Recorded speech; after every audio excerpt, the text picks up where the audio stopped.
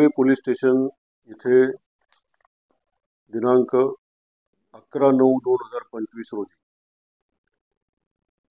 रात्रीची गस्त चालू असताना सकाळी 4:15 एक गाडी अडवण्यात आली। त्याच्यात त्या लोकांना आम्ही तपासले असतात गाडीमध्ये एका इसमाच्या कमरेला रिव्हॉल्वर मिळून आली। त्या संबंधात त्याला विचारले असता त्यांनी ते मालकाची रिव्हॉल्वर आहे व त्याचं लायसन आहे असे आम्हाला सांगितले।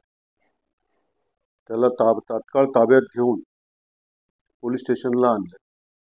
त्याच्यानंतर त्याच्या मालकाला बोलवलं असता त्याच्या मालकाचं लायसन हे यूपी स्टेटसाठीच फक्त होतं, महाराष्ट्रासाठी नव्हतं आणि म्हणून उलवा पोलीस स्टेशनला त्याबद्दल गुन्हा दाखल केला आहे।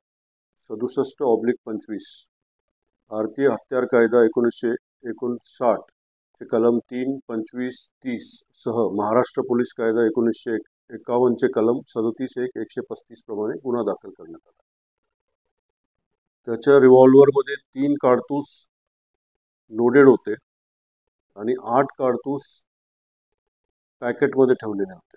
त्याच्या रिव्हॉल्वरची किंमत 90,600 रुपये आणि बाकीचे कारतूस असे एकूण सगळं मिळून 92,700 रुपये किमती मुद्देमाल ताबडतोब जप्त करण्यात आला।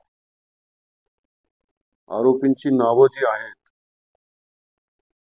प्रवीण कुमार ललताप्रसाद पांडे वय 32 वर्ष, हा मूळचा राहणारा जौनपूर उत्तर प्रदेश येथला आहे।